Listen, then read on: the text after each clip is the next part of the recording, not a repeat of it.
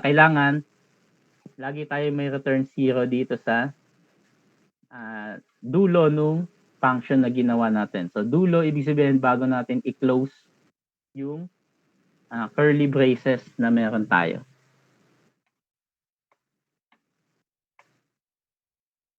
Okay, so next one. So ang tawag naman natin dito sa line na to, madami man yan na nasa loob ng ating function. So ang tawag natin dyan is statements. Okay? Statements yung mga tawag natin dyan. So normally, or not normally, no? So kailangan, required na yung statements natin is nagtatapos sa isang semicolon. Okay? So tatandaan nyo lagi yan. No? So lagi siyang nag-e-end sa isang semicolon. Ngayon, kung hindi nyo siya nalagyan ng semicolon, mag-e-error yan. Kasi hahanapin ng compiler natin yung mga indicators na nag-e-end na yung mga statement natin. Okay? So, yung semicolon, halos lahat ng programming languages is gumagamit niya, no? Okay? So, C, C++, C#, ano pa ba? Halos lahat madami. Though meron tayong mga famous programming languages na hindi gumagamit ng semicolon. So for example is yung Python and then si VB.NET. Okay, so sa kanila, hindi sila gumagamit niyan ng mga semicolon. So na-identify nila yung mga end ng statement nila without using semicolon. So hindi naman natin siya kailangan i-explore. So ang mahalaga sa atin ngayon, alam natin yung purpose ni semicolon. Okay? So for example, ito, semicolon, nakalimutan ko dito sa next line. So ang mangyayari, consider ng compiler na yung statement natin is ganitong, itong dalawang lines na to ay isang statement lang. Okay? So which is magkakause siya ng error. So try natin i-run. Okay, so makikita nyo, sabi niya dito, nag-e-expect siya ng semicolon before the cout. Okay, so bakit before the cout? Kasi before na nito. So bago natin ma-declare ulit si cout, dapat makita natin na mayroong semicolon dito. Okay, so napaka-importante ni semicolon, no? Especially sa inyo na nag-i-start sa programming. So madaming nabubulag dyan, no? Especially meron na kayong, let's say, 100 lines of codes or kahit minsan 50 lines of code. Minsan kasi pag sobrang laki na nung gawa mong code, tapos nag-error siya na walang semicolon, minsan nahihirapan ka nang makita. Kasi akala mo okay yung gawa mo, yun pala hindi, dahil lang sa semicolon. Okay? So may question? So kailangan lagi naka-close ng semicolon yung mga statement na ginagawa nyo, no?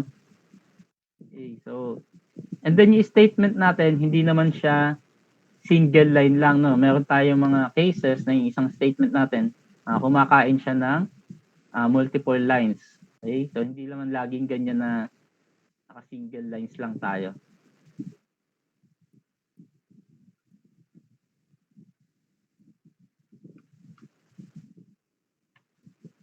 Okay, so next, we have the function para makapag-output tayo. So, pag sinabi ko makapag-output, yun yung kanina, which is,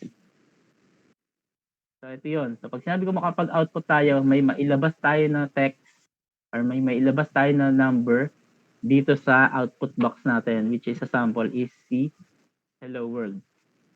So, kanina ko pa siya ginagamit. So, si cout ay isang functionality na ginagamit sa C++, no? Para makapag-output tayo ng isang value. Okay, so hindi lang siya text, pwede siyang number. Yun lang naman yung mga pwede nating i-output, no? Text, numbers, and then yung mga boolean, so hindi natin siya pwedeng i-output. Okay, so sa ibang languages, iba-iba din yung syntax na ginagamit natin para makapag-output tayo. So, kung C ang gamit mo, so meron tayong tinatawag na printf. Kung C++, meron tayong cout. Kung C# man yan, meron tayong console.writeLine or write. And then, ayan. So, every programming language, iba yung ginagamit natin na syntax. Okay, so tandaan niya na. And then, yan, first subject natin, so cout yung gagamitin natin for C++. Okay, so cout yung tawag dyan, hindi count. Okay. So basically C, because C as C++, and then yung word na out, so ibig sabihin mag-out tayo ng isang value. Okay, so cout. And then yung structure niya, the word cout, dapat lagi siyang sinusundan ng out operator natin, which is yung dalawang less than symbol. Okay? So tandaan nyo lagi pag mag-out. So cout and then out operator, which is double less than symbol. And then yung value na gusto nating mai-output. Sa example natin, si hello world. Okay, so ganyan lang yung structure niya, no? Cout, operator, and then value. So kung gusto natin mag-print ng numbers, so lagay lang tayo ng numbers. Any numbers is walang magiging problema. Okay, so kung gusto niyo naman na makapag-output na naka-multiple lines yung output natin. So multiple lines, ibig sabihin, tawag dito. So, for example, yung hello world natin. So puputulin natin. So hello world, unang line is hello lang. And then second line, ilalagay natin yung hello. So meron tayong iba't ibang way para gawin nyo, no? So unang-una is si \n. Isang ano to, so isang tawag natin sa kanya. Character na binabasa ni C++. So actually hindi lang siya kay C++, no? So any language din naman ginagamit natin si \n. So once na nakita nila si \n, so ang gagawin niyan, magke-create siya ng new line. So parang pinindot natin yung enter and then dun niya ulit i-output yung next value natin. So pag niran ko yan, ayan. So ganyan magiging itsura niya, di ba? So yung hello nasa taas and then yung world naman is nasa baba. Okay? And then yung isang way naman para gawin natin to is built-in functionality din siya, which is si endl or meaning end line. So ina-end na natin yung line na yon. So ang gagawin ng compiler natin, so next line na siya mag-output ng value. Okay? So tingnan natin, run. So kung mapapansin nyo, wala pa siyang changes, di ba? Pero kung mag-a-add tayo dito ng isa pang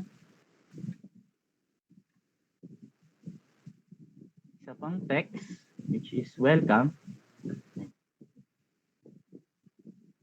Kapag nila natin siya, so makikita natin si welcome na text ay nasa second line na, and then yung hello world is nasa first line natin. Okay?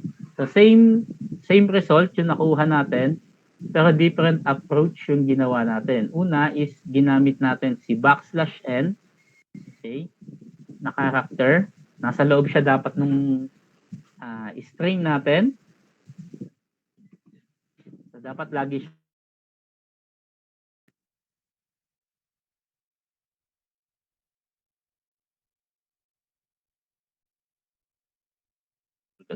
so isang double quotation. So ayan, so double quotation and then \n. So yung isa naman natin is si endl. So endl, wala tayong ginamit na quotation. Hindi natin siya in-enclose sa isang quotation, meaning isa siyang functionality, built-in functionality na makikita din natin kay IOStream. Okay? So, by the way, si IOStream, ang ibig sabihin pala niya is input and then output stream. Okay? So, yun yung basic meaning niya. No? So, mostly ginagamit natin si IOStream para makapag-input tayo ng value sa program na ginagawa natin and then makapag-output tayo ng value dun sa ginawa nating application. Okay, so any question sa paggamit ng new line? So, dalawa yung pwede natin gamitin So, si \n and then si endl. So, same with cout. So, kung hindi tayo gagamit ng using namespace std, so dapat ang magiging itsura niya is std : endl. Okay, so kung iisipin nyo kung wala tayong hindi natin gagamitin si standard library natin, so ganito magiging kahaba yung code natin. Ayan, so compare lang natin, no? Ayan. Ulisin ko na tayo din.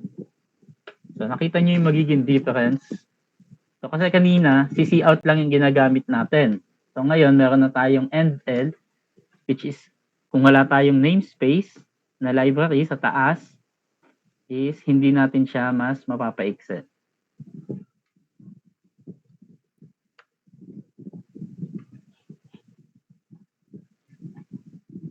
Okay? So any questions? So far, wala. So next one, so meron din tayong tinatawag na comments pagdating sa programming. So comments, basically, kino-comment lang natin yung line of code natin or yung statement natin para hindi na siya basahin ni compiler. Okay? So parang ini-ignore na lang siya ng compiler natin. So nandun siya sa text editor, pero pag kinompile na natin, nai-ignore na lang siya. No? So paano ba tayo mag-comment? So sa C++, ang comment natin is ganito. So double forward slash. Okay? So kung napansin nyo, nung wala akong double slash, naka-highlight yung text natin, di ba? Ngayon, nung nilagyan ko siya ng comment, so nagbago yung itsura niya, naging na lang siyang pang kulay orange. So, ibig sabihin, ignored na yung statement na yan or yung line of code na yan. So, hindi na siya babasahin ng compiler. So, kahit nandyan yan sa text editor natin. So, saan ba natin ginagamit yung pagko-comment, especially sa coding? So, unang-una, pwede natin siyang gamitin as isang identifier, no? For example, hindi ako isang programmer. Okay?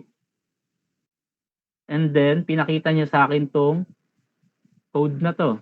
So, technically, hindi ko siya maiintindihan, di ba? So, kita ko cout.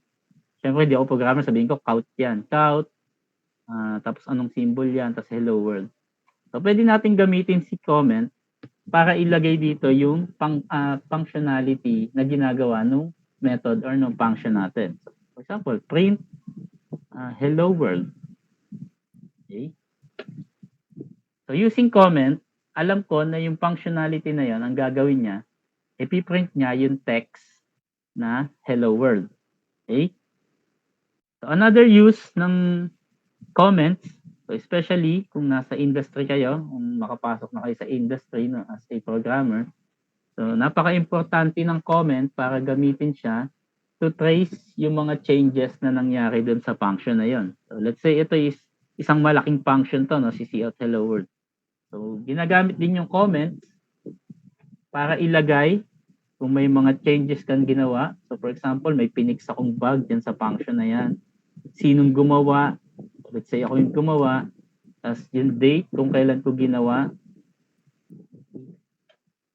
So napaka-importante niya, no? Especially nasa industry ka, meron silang mga existing na applications, existing source code na kailangan mong ayusin or may kailangan ka i-modify. So pwede mo siyang ilagay. Okay, so once na may magbasa na ulit na ibang tao, ibang programmer doon sa source code na 'yon. So pag nakita ko 'yan, okay, so nung time na to, merong changes na ginawa sa function na to, which is, eto nga, naka-identify using yung comments. Okay?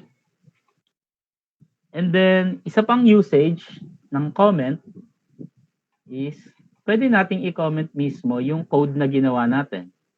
So, for example, etong cout na to, imagine niyo lang muna siya as napakalaki niyang function. So, let's say para siyang mga 50 lines of code. Okay? So, meron siyang logic na ginagawa. Ngayon, using yung function na ginawa mo, hindi mo makuha yung tamang output. Okay? So, let's say meron kang ginawang addition, subtraction sa loob. And then, during niraran mo siya, hindi mo makuha yung tamang output. Okay? So, pwede natin gamitin si comment para i-back up yung gawa natin. No? For example, eto siya. So, i-comment ko lang. So, pwede ko siyang i-copy. Then, i-comment ko lang siya. And then, paste ko yung initially code ko. Ano? And then, kung may mga changes ako, pwede kong gawin dito. Okay? Kung ano man mangyari dito, kung lumalaman yung error na meron ako initially dun sa una kong code, or kung maayos ko man siya, so walang problema. Meron tayong backup na code using this, yung kinoment natin. No? Diba? So, for example, ito, dinibag ko to, inayos ko to, no? Tapos lumala yung error. Okay? So, ang tendency, kung hindi ka nag-backup using comment, or madami namang way, no, para mag-backup, pwede mo siyang i-copy from external applications, which is Notepad, no? Madami naman tayong way. So, pwede lang natin gamitin si comment. So, for example, hindi ka nag-backup ng gawa mo, so, yung ginagawa mo ngayon, lalo na nagkandaletse-letse, no, ang dami na niyang error lalo. So, lalo ka nang nahirapan sa gawa mo. Unlike this one, so, pwede mo pa siyang gawing reference. Okay? So, yun yung mga applications or mga times na pwede nating gamitin, na pwede nating gawin yung pagko-comment sa program natin. Okay? Okay, so yung symbol natin, double forward slash, applicable lang si double forward slash sa mga single lines na statement. Okay? So, meaning, pag ginamit mo si double slash,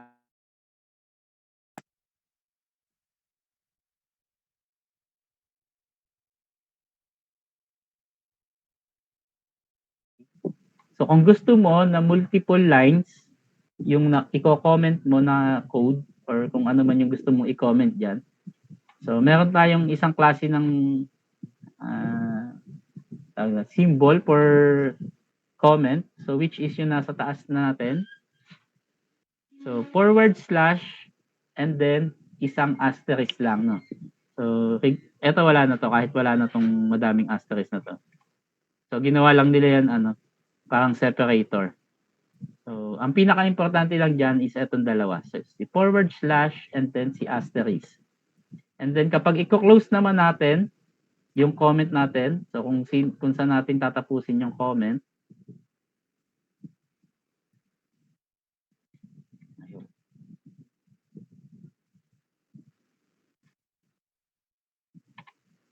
ayan. So, baliktad naman, no? Nauna naman si asterisk and then panghuli naman si forward slash. So, try natin siya dito. So, dapat ganito yung magiging itsura niya. So, kung meron tayong, let's say, multiple lines of codes, then gagawin tayo ng multi-line comment. So, kung papansin niyo, kapag hindi niyo siya kinlose, so lahat ng code after nung starting comment symbol natin is mako-comment niya lahat. So, pati yung curly braces natin, yung closing curly braces natin is nag-close na din. Okay? So, pati si return 0 is nag-close. Kaya importante na alam nyo kung saan nyo i-close yung comments na ginawa nyo. Okay? Ayan. So, kung mapapansin nyo, bumalik na ulit si return and then yung curly braces na meron tayo.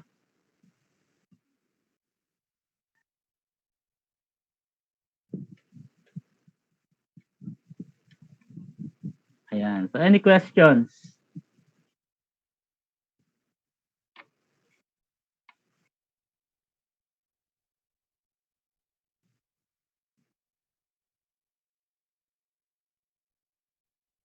Okay, wala. So, yun naman is mga ano lang, no? More on syntax. Empty line. What do you mean empty line? Ito ba? Itong part na to? Or yung kaninang \n, mga ganon? Yung \n. So, hindi siya no? Hindi siya empty line. Ang tawag natin sa kanya is next line. Okay. So, baka ma-confuse kayo. Kasi pag empty line, so ito yung empty line natin. So, for example, 18, 19, 24, 21. So, yan yung mga empty line natin. So, si \n, ang tawag sa kanya is new line. Okay? Or si NL. So, ang purpose niya is para yung output natin maging multi-line. So, meron tayong text sa first line and then meron din tayong text sa second line. So, for example, pag niran ko siya, so ito siya, no? Hello, nasa first line, and then yung world is nasa second line na. Kasi, hinati siya nung new line natin na character.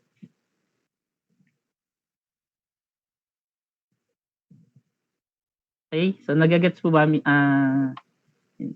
Christine, yung purpose ng new line natin?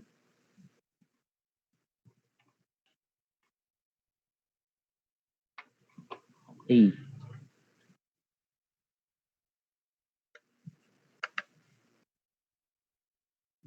Tayo kanina comments. So, any question regarding comments? And then, outputs. Paano tayo mag-output using cout? Yung structure natin. So, tandaan nyo lagi, cout. And then, yung dalawang less than symbol. And then, yung value na gusto nating i-output. Okay. And then, sa statements naman,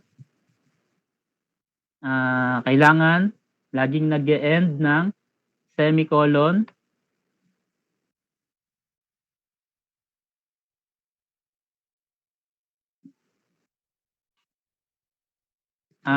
Sa multi-line natin, forward slash lang yung gagamitin natin. Kent Jeremy. So yung unang line mo, yung pinakaunang slash na ginamit mo dyan, so baliktad yan, backslash kasi yan eh. So dapat forward slash lang yung gagamitin. Forward slash, asterisk, forward slash ulit. Ayan, so tama yung kay Jimmy Pyra. Okay, kung ano pa bang ano natin? Na-miss pa tayo sa cout, syntax, comments. Okay, so wala nang tanong. So this time mag-jump naman tayo papunta dun sa variables.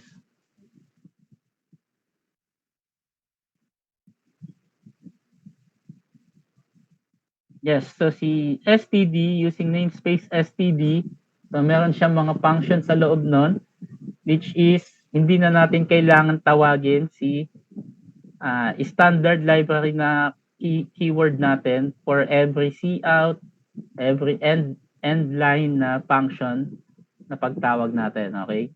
So ito yung purpose niya. So kung wala tayong standard library, so lagi tayong may ganito.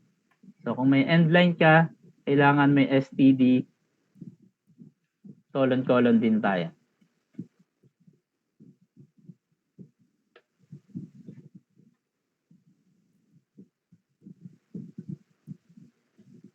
Using namespace sa IOStream.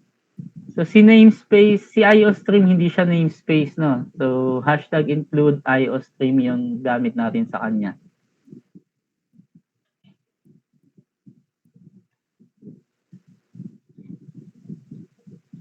Okay, so proceed tayo sa next natin na next item natin, which is si variable. Okay, so si variable, so basically, siya yung container natin or siya yung lalagyan ng mga data natin. Okay? So siya yung nag-allocate ng memory dun sa computer. So syempre, kung meron tayong data, i-store natin yan. So kailangan natin ng memory sa computer, di ba? Para maano yan, So, para ma-access natin yan, and then, para ma-store natin yan. So, kailangan natin kumain ng memory. So, yun yung trabaho ni variables. Okay, so si variables is consists of different kinds of data types. Okay, so binasa nyo ba yung sa module na sinend ko yesterday? So, dito natin.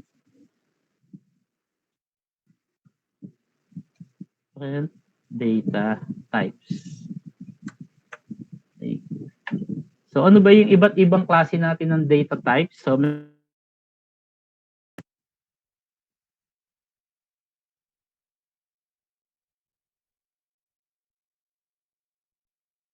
numbers is considered as an integer. Okay?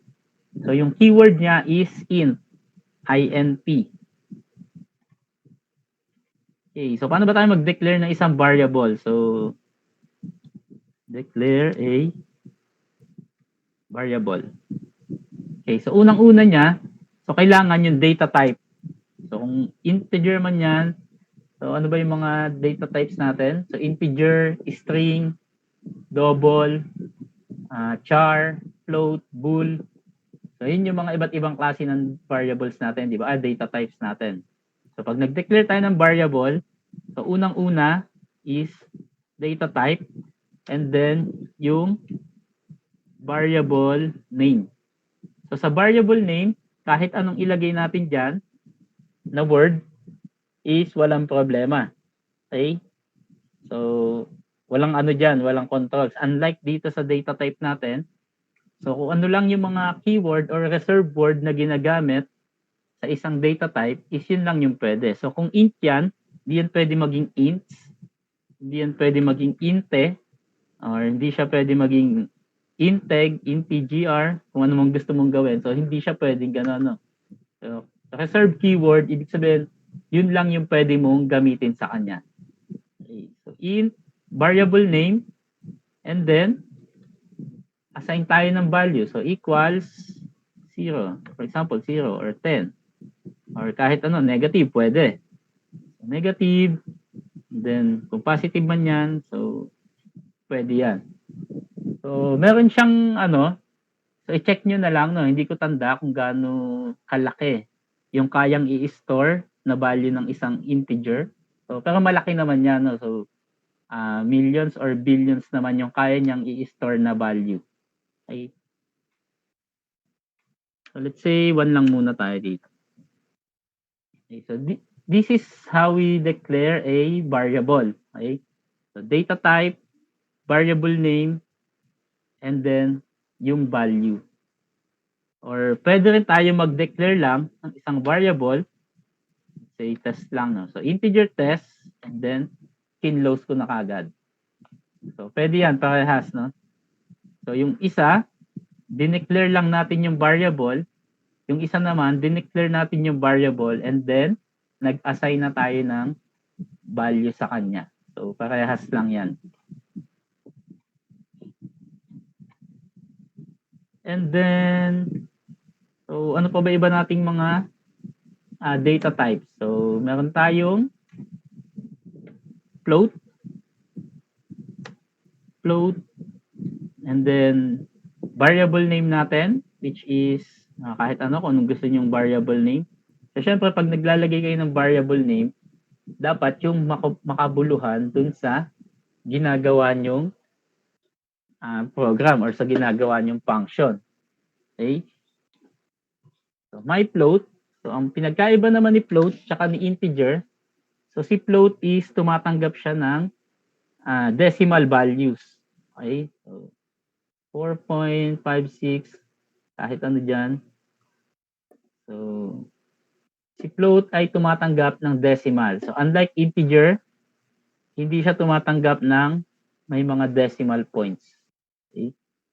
So, pwede rin naman negative dito sa float. So, basta meron tayong decimal. So, kung may requirements ka na yung data mo is meron decimal point, so gamitin mong variable or data type is si float. Okay, so meron din tayong double. So, actually, si double and si float is same functionality lang siya, no? Ang pinagkaiba lang nila, mas malaki yung kayang i-store or yung precision ni double compared kay float. So, pag sinabi natin precision, siya yung nasa decimal value natin. No? So, mas mahaba yung decimal value na kaya niyang i-store.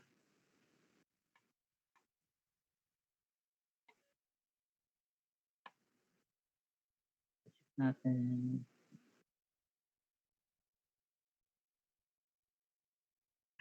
Ayan, so nagigets. So kung mapapansin nyo, di ba, sa mga calculator na mga applications or kahit yung calculator mismo, so may mga mahabang decimal points doon minsan.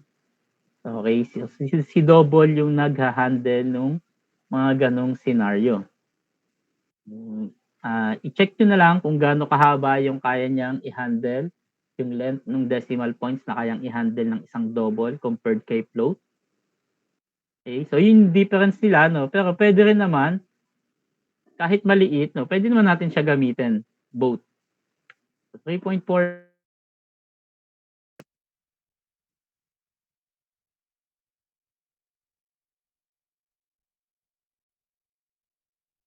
nila is kapag humaba na yung decimal value natin. Okay. And then si float, so syempre, isa pang difference nila is pagdating sa size. So mostly ang kinakain lang ni float is 4 bytes. But since si double naman, mas malaki yung nai-store natin na decimal sa kanya, so kinakain na to is 8 bytes. So kadang isang declared mo ng isang variable na double, data type, so kakain niya ng 8 bytes sa memory mo. Okay? So yan yung isang difference ni float and then ni double. Okay. And then kay C++, so meron din tayong tinatawag na variable na short. So, ang value nito is number din. So, almost equivalent siya ni integer. Okay, so si short. So, my short integer.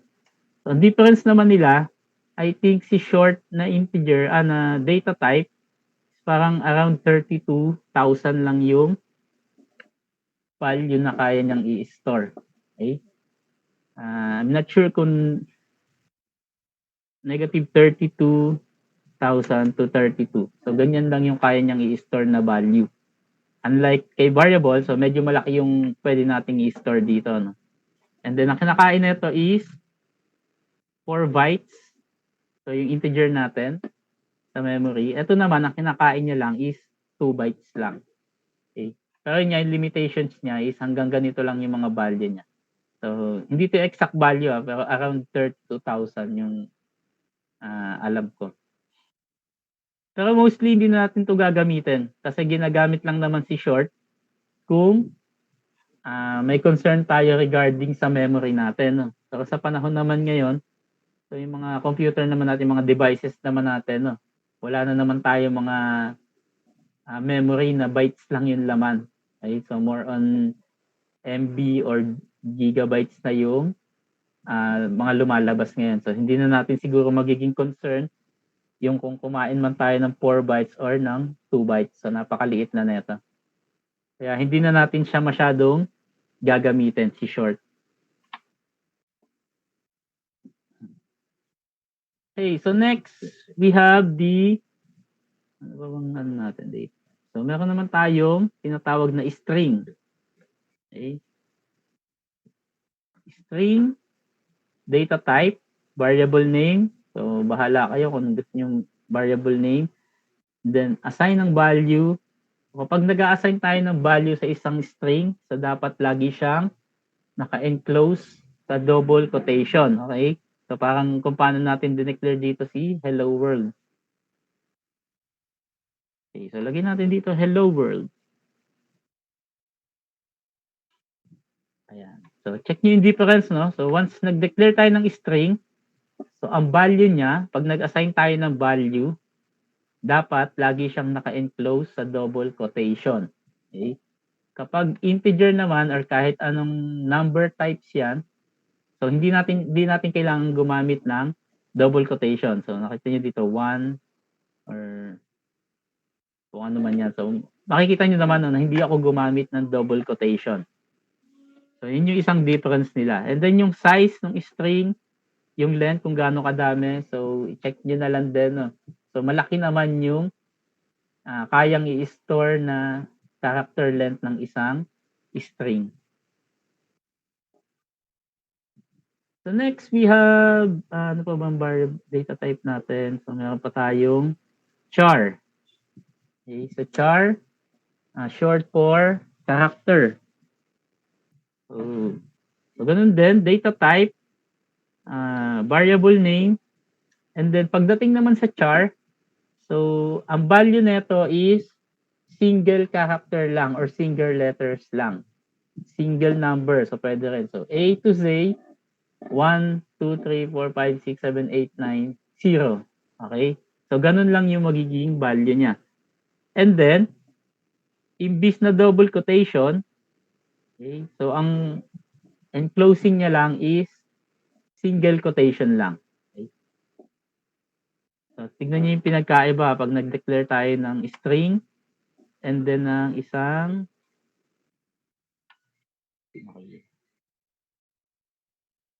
ayan. Ito yung string natin. So, yung value natin naka-enclose sa sa double quotation. So, yung character naman or yung char, naka-enclose lang siya sa isang single quotation. Okay? And then the last data type, most common data type na magagamit natin is si bool. Okay? Bool or boolean. So, boolean yung pinaka-term niyan, pero yung keyword niya is bool. Bool, may bool. So, ang value naman nito is either true or false lang. So, dalawa lang yung pwede nating i-assign na value sa kanya. And then, hindi natin kailangan i-enclose sa double quotation yung value niya, yung word na false or yung word na true. Okay? So, keyword yan. So, kung mapapansin nyo, nag-highlight siya ng blue no, dito sa online GDB natin. So, ibig sabihin yan, keyword yung word na true or false. So, true or false. Huwag nyo lalagyan ng double quotation kasi pag nilagyan nyo ng double quotation, hindi na siya magiging boolean. So, mag-error yan. Kasi ang mangyayari, naging value niya is naging string na din. Okay?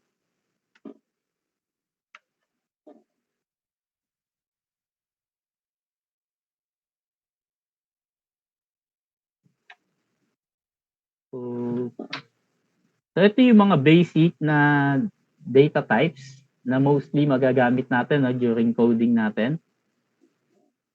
So any questions? So sa declaration pala, so pwede rin natin gawin yung ganito. So yung format natin is data type and then variable name and then semicolon or either nilagyan natin ng value. So pwede rin tayo mag-declare ng data type, multiple data types ng gumagamit tayo ng comma. So for example, int test, then comma, int test1, comma, test2, comma, test3. So may mga ganyan din. So pwede rin natin gawin yan. So ibig sabihin, etong apat na variable na to, lahat yan ay integer. Okay? So iisa lang yung data type nila. So multiple lang yung pag call out natin. So isang beses lang tayo nag-declare ng data type and then apat na beses tayong nag-declare ng variable name. So equivalent din siya sa ganito. Int test 1, 2,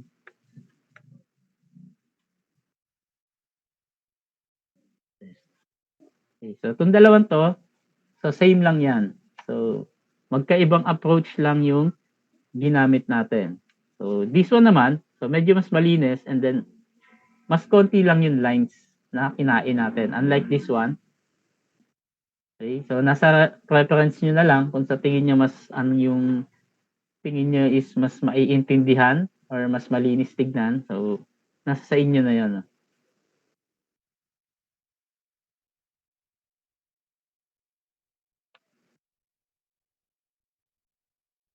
Okay? Any questions about data types? Different data types natin sa mga common data types na meron tayo. Wala. Okay. And then, so, kanina, nag-output tayo, di ba, using cout. And then, gamit yung plain text natin, which is the hello world. So, pwede rin tayo mag-output using yung mga variables na dineclare natin. Okay, so, yung bool, so, basically, si boolean or bool na keyword, dalawa lang yung value niya dito, no? So, it's either true or false lang. Okay, so, ganun lang si boolean. So, wala kayong ibang ano dito. So, hindi pwedeng 1, hindi pwedeng 0. Okay, so, either true or false lang. Kasi kung hindi, mag-e-error tayo dyan. Okay? And then, isa, kapag may variable na, sir, kailangan po i-declare yung int test. Noel, medyo magulo yung questions mo, no? Kapag may variable na, kailangan po i-declare yung int test. Hello, Noel. Nandiyan ba si Noel? Pwede mong itanong yung ano mo. Yung message.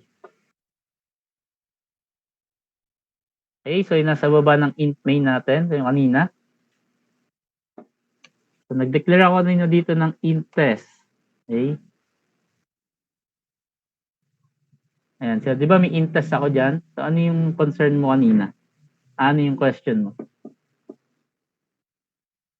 Necessary po siyang ilagay. Hindi. So parang nag-declare lang ako ng variable. So parang nagde-declare lang ako ng nag-a-assign lang tayo ng variable. So kung necessary, depende sa application nyo. Kung kailangan nyo ng variable para makapag-store ng data, kailangan maglagay kayo. Kung wala naman kayong i-store na data, so hindi nyo kailangan maglagay ng variable. Pero since nagpo-program ka, for sure, data yung regarding sa data, yung ginagawa mong program, so gagamit ka ng isang variable. Ayan. So kung necessary, hindi siya necessary ha. Hindi siya kailangan lagi nandun. Okay. Ayan. So balik tayo. So kanina nag-output tayo using cout. And then yung value natin is yung plain text lang, no? So ngayon, pwede rin natin gamitin sila variable name para mag-output. So kung kanina, so cout, hello world. So ganyan yung example natin kanina, oh. Or yung unang unang syntax na lumabas, no, nung sinelect natin si C++. So pwede rin naman natin palitan yung gusto nating i-output and then i-assign natin yung variable name ng i-output natin. So tandaan nyo, variable name ha. So ito yung ilalagay natin. So kung sa sample na to, si string, my string hello world. So ang tatawagin natin is yung variable name niya. Okay, hindi yung data type. So ito dapat yung my string. So lagay mo lang siya dito after nung symbol natin ng double less than sign. Okay, so di ba cout, double less than sign, symbol, and then yung variable name natin. Okay, so try natin i-run. Okay, so makikita nyo, lumabas pa din si hello world. So kung ano yung value ng variable natin, so yun yung magiging output niya, no? Okay? And then tandaan nyo din, no, na kapag nag-declare tayo ng variable, so nag-declare lang tayo dyan sa part na to. So hindi naman natin siya ina-out. So hindi siya lalabas sa output box natin hanggat hindi natin ginagamit yung function na cout. Okay? So, string, integer, so kaya siyang i-display ng nung cout natin. So, may double run natin. Okay, so makikita nyo, nandyan yung point.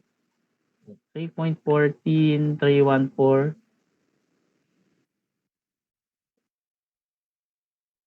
Ayan. And then,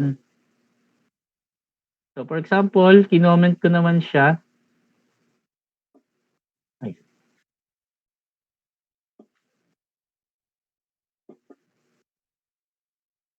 Okay, so for example, kinoment ko si float, yung float ko, no? Si my float.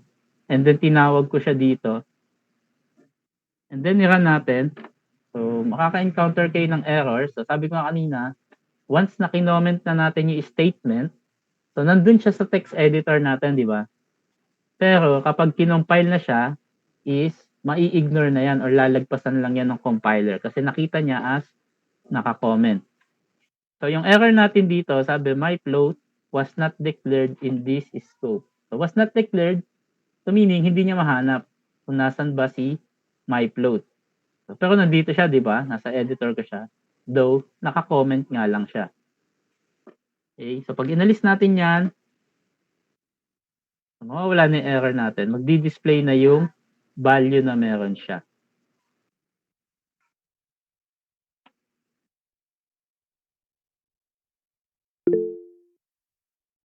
Right. So, any question?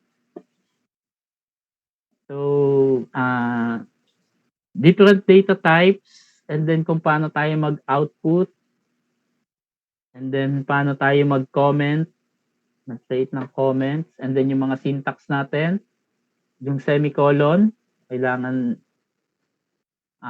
laging nandun para i-end yung isang statement na meron tayo. Okay, so yung declaration natin ng data type, so tinatawag na natin yan as isang statement. So kailangan naka-close siya ng semicolon. Okay, so lahat ng anumang data type yan, so lahat yan naka-close using semicolon. And then kung may de-declare tayong string, so make sure na yung value niya is laging naka-enclose sa double quotation. And then yung char naman, so make sure na lagi siyang naka-enclose sa isang single quotation. Okay? And then yung boolean naman, so dalawa lang yung value na pwede nating ilagay dito. So it's either true or false. And then once na tinawag naman natin sa cout, kung gusto nating i-output yung value ng mga variable natin, so cout, less than symbol, variable name. Okay, so ito yung pinaka-basic, no, para makapag-declare lang tayo ng mga variables, makapag-comment sa mga basic syntax ng programming. So, may tanong ba?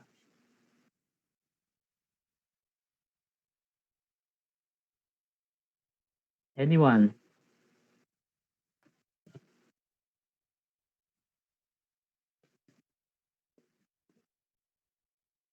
Wala. So, kaya na makapag-output ng mga iba't ibang klase ng data types.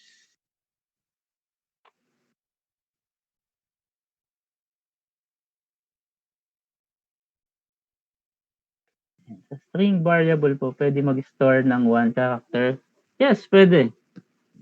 Basta naka-enclose siya sa double quotation. Okay, so tatandaan niyo pwede, no, sa string, kahit isang character, pwede yon. So considered pa din siya as string. Basta double quotation yung pag-enclose natin sa kanya. Okay. So example po ulit ng pag-cout ng my string. So cout, so let's say dito, yan naman natin. Okay, so cout, ayan, cout. So, i-cout natin lahat. Variable name.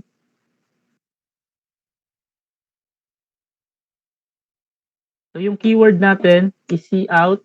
Sorry, not keyword. Yung function natin is cout. And then double less than symbol. And then yung variable name. So yun lang yung kailangan natin para may output natin yung value nung isang data type natin. Okay, so cout. So sa string naman, so my string. Then kapag nira natin, okay, so 1, dami niyang value, no? So yun nga, sabi ko importance din ng paggamit ng end line or yung end L na value. End line or yung kahit backslash n is pwede rin naman. Okay, so ulit natin. Ayan, so nag-output tayo ng 1, negative 32,000, and then hello world. Okay, so using yung mga variable names na lang yung ginamit natin sa cout. Okay, so any question?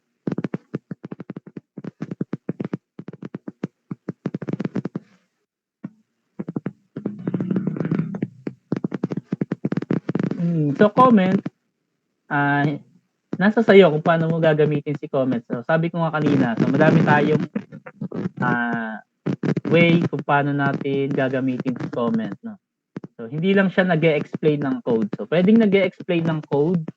So pwede rin namang ina-explain niya kung ano yung naging changes, kung sino yung nagbago, kung kailan nabago yung specific function na yon. And then yes, hindi na siya binabasa ni compiler natin. So kahit nandiyan yan sa text editor natin, so kung mapapansin nyo dito sa gawa ko, no, meron dyan 2 bytes ang mga naka-comment, 4 bytes, 8 bytes.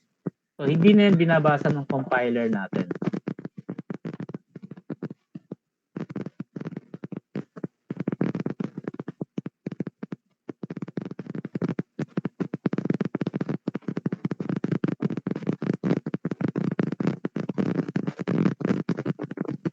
Saan mo po ba yung gawa mo?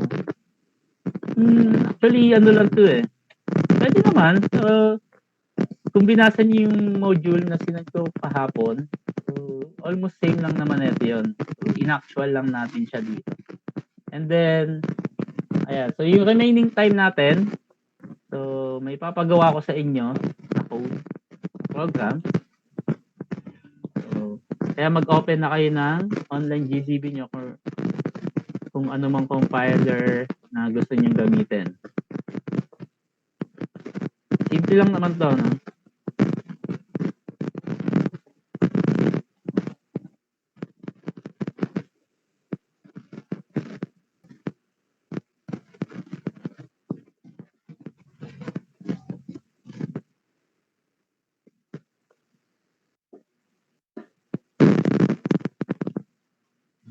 Edit ko pala yung shares.